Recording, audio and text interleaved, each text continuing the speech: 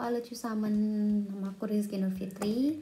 Kalian bisa panggil aku Rizky, dan di sini aku mau menceritakan perjalanan aku ke Jerman sebagai au pair, mulai dari A sampai Z. Langsung saja. Setelah lulus sekolah, aku dapat GF atau Gast Family atau keluarga di Jerman dari alumni aku dan dengan bantuan guru aku. Dan ya sebelum apply paspor, sebelum apply visa, kita video call dulu, kita saling mengetahui satu sama lain dulu. Dan setelah itu kita deal dan aku apply buat paspor. Setelah apply buat paspor langsung apply buat visa di kedutaan Jerman. Namun sayangnya visa aku ditolak karena bahasa Jerman aku belum mencukupi, bahasa Jerman aku sangat jelek. Dan akhirnya ya udah aku ambil hikmahnya aja, mungkin itu bukan rezeki aku dan mungkin itu bukan momen buat aku. Ya udah, habis itu aku nyari kerja sampingan atau nyari kerja, maksudnya kerja full time karena aku juga kuliah juga udah telat kan, semuanya udah mulai. Aku kerja di sekolah fotografi. Sana aku kerja sebagai resepsionis. Kalau kalian tahu, dari istilah di School of Photography namanya. Di sana aku kerja selama kurang lebih 6 bulan. Karena selama aku kerja, aku juga apply lagi di Au Pair World, dan pokoknya aku apply ke banyak keluarga di Jerman sampai akhirnya aku menemukan satu keluarga. Aku sangat terkejut. Pertama mereka punya anak kembar dan aku jelasin ke mereka aku suka anak kembar, dan pokoknya aku manis-manisin kalau keluarga mereka itu kelihatannya sangat baik dan bla bla bla bla, dan mereka akhirnya ngeresponnya sangat tidak terekspektasi atau kayak pokoknya sangat mengejutkan, sampai aku kira mereka scam karena mereka juga menjelaskan kewajiban aku atau pekerjaan aku kalau aku udah menjadi au pair mereka, dan pokoknya semuanya.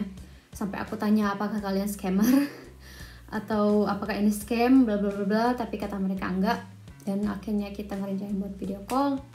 Habis itu kita video call dan kita deal, dan akhirnya aku mempersiapkan buat visa, dan aku terus terang ke mereka kalau bahasa Jerman aku kurang bagus, tidak begitu mencukupi karena aku cuma punya A1. Dan alhamdulillahnya keluarga, maksudnya GF aku, mereka sangat ngerti dan mereka nolong aku buat biar bahasa aku lebih maksudnya lebih baik. Kayak hampir 2 kali seminggu kita video call. Maksudnya si kasmuternya atau ibu dari keluarganya sering telepon aku dan kita latihan sedikit soal bahasa Jerman, dan si ibunya juga ceritain sedikit sejarah sejarah soal Jerman dan segala macam soal keluarga, dan pokoknya banyak. Dari sana aku mikir kayaknya aku harus kursus lagi, tapi kayaknya enggak di Gute atau di kursus-kursus yang umum kayak gitu. Jadi dari sana aku ada pikiran kayaknya aku cari mahasiswa bahasa Jerman dari UI deh gitu. Kebetulan aku juga di Jakarta kan. Dari sana aku di Instagram aku cari-cari aku cari kayak apa sih, akun-akun dari UI gitu.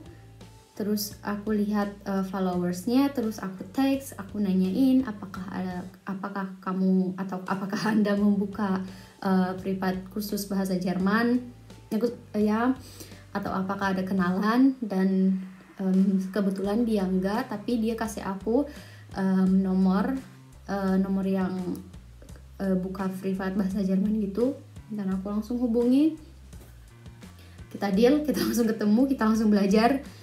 Pokoknya kita belajar bahasa atau kita belajar grammar yang pasti aku butuhin untuk pertama kali ke Jerman atau untuk interview. Terus dari sana pokoknya semuanya berjalan dengan lancar. Aku bisa bahasa aku bisa lebih bagus, dan akhirnya aku apply dengan persyaratan yang sudah lengkap dari GF.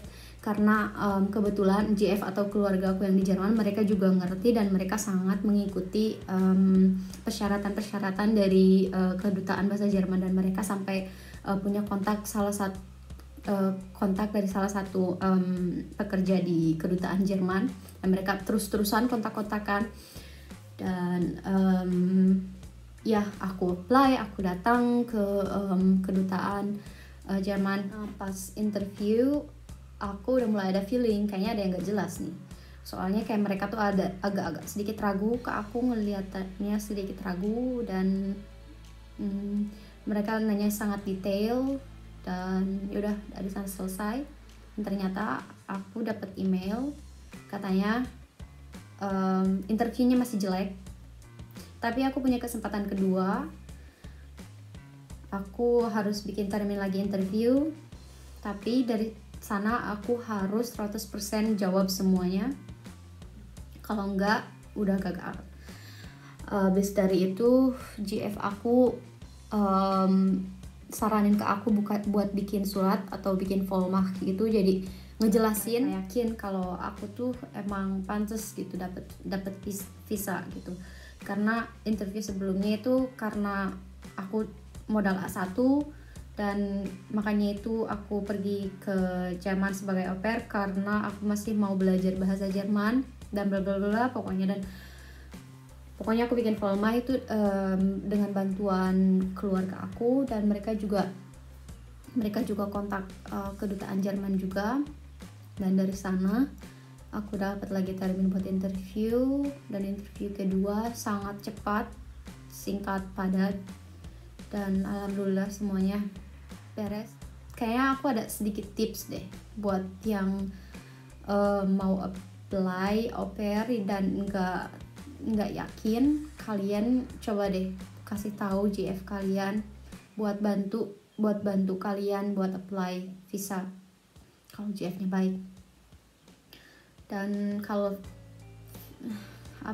kalau visa udah ditolak atau udah ada peringatan kayaknya ditolak, kalian juga kayaknya bikin volmach kayak aku bikin deh, bahwa bikin mereka yakin aja gitu, kirim mereka surat atau per email gitu. Aku waktu itu tuh tulis tangan sama tanda tangan, terus aku scan, terus aku kirim per mail ke kedutaan Jerman. Dan ya, jadi tips aku pokoknya bikin mereka yakin walaupun bahasa kalian belum bagus. Maksudnya bahasa sangat penting sih, tapi kalau emang kalian mau belajar bener-bener, kalau emang kalian rajin, kalau emang bener-bener ke Jerman, mau belajar bahasa Jerman, mau ini itu udah ada tujuan yang tentu, ya udah tulis aja kenapanya. Dan dari sana ya udah aku pergi, aku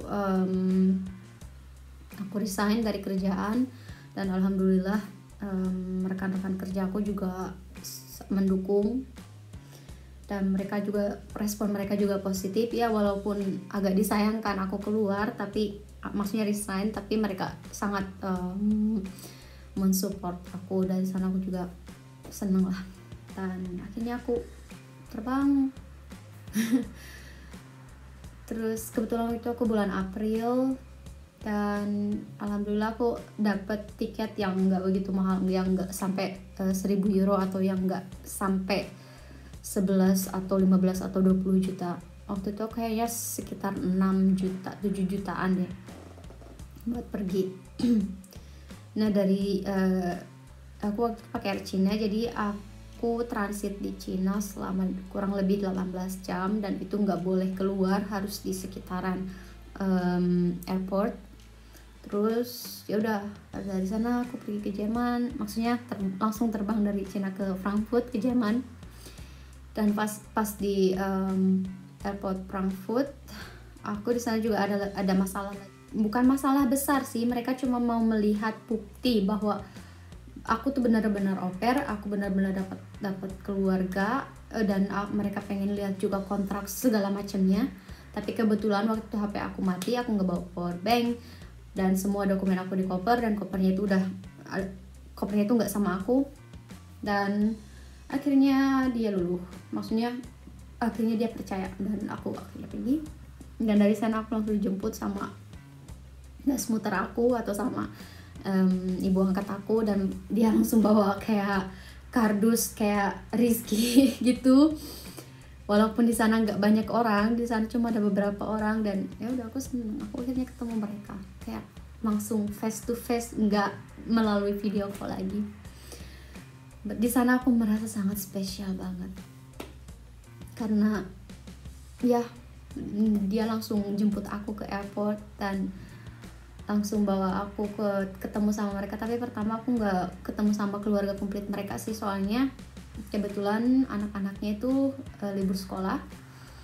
Dan jadi keluarga aku tuh punya 4 anak, yang duanya itu udah sekolah 7-9 tahun, dan yang kembar itu 1,5 tahun lah, sekitar 1,5 tahun atau setengah tahun ya. Iya, ada setengah tahunan, enggak, bukan setengah tahun. Pokoknya iyalah sekitar 1,5 tahun lah, pokoknya masih kecil. Nah, si kembar tinggal sama papanya di rumah, dan yang udah gede mereka kebetulan tinggal sama omanya. Dan pertama aku dibawa ke rumah omanya karena itu lebih dekat dari Frankfurt. Dan itu yang bikin terkejutnya, mereka langsung kayak welcome banget, kayak Rizky langsung meluk, katanya aku mau main sama kamu, pokoknya langsung mereka sangat hangat banget sih. Omanya juga, opanya juga. Di sana kita langsung makan siang bareng, dan ya begitulah ceritanya. Habis itu sorenya aku kebetulan aku sampai pagi kan, jadi sorenya kita akhirnya pulang ke rumah mereka, dan akhirnya aku ketemu si kembar. Aku ketemu si kembar dan gas patar aku, atau dari sana kita pergi ke rumah mereka dan ketemu si kembar dan papanya mereka. Di sana juga si kembar agak malu-malu sih dari sana, tapi karena kita sering kan video call, lumayan sering lah, jadi mereka udah familiar sama muka aku gitu kan. Ya kita langsung peluk-pelukan, langsung ngomong gitu. Dan ya hari-hari pertama, minggu pertama, bulan-bulan pertama sangat bagus. Jadi perjalanan au pair aku kayak gitu sih. Jadi kalau maksudnya aku belajar dari penolakan pertama aku, maksudnya penolakan visa pertama aku, karena waktu itu aku gimana ya, aku tuh terbutakan sama ekspektasi aku gitu. Karena aku udah berekspektasi, oke, aku mau ke Jerman dan aku mau kayak gini, bla bla. Pokoknya ekspektasi aku tuh udah gampang gitu, gampang ke Jerman itu gampang. Dan saran dari aku, jangan pernah mikir kayak gitu, pokoknya ikuti semua instruksi, ikuti setiap instruksi yang mereka beri ke kita. Jangan mempermudah segala macam, dan yang paling penting tuh bahasa.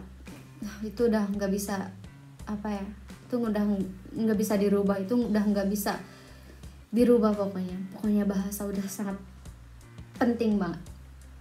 Itu kesalahan yang aku buat, berekspektasi kelebihan, tidak membaca detail, tidak mengikuti detail kayak gimananya. Pokoknya waktu itu aku mikir semuanya mudah, ternyata itu enggak. Dan aku juga udahlah, ambil hikmahnya aja, itu bukan rezeki aku dan itu bukan momen aku. Itu perjalanan pertama aku. Kalau ada pertanyaan atau ada yang nggak ngerti, tulis aja di menit berapa, atau tulis aja pertanyaan kalian, atau kalau kalian pengen video gimana selama saya au pair atau kayak gitu, pokoknya tulis aja. Ada tips aku yang paling penting tuh, dan jangan nanya gaji, jangan nanya macam-macam, jangan macam-macam, biar mereka nge-lead kalian, biar mereka ngasih tahu informasi ke kalian. Kalau ada yang kalian nggak ngerti baru tanya. Tapi kalau ada pertanyaan-pertanyaan dasar yang sekiranya nggak mengganggu mereka, ya udah tanya aja. Jangan sampai ngasih pertanyaan yang bikin mereka mundur. Jangan ngasih pertanyaan yang bikin mereka nggak deh.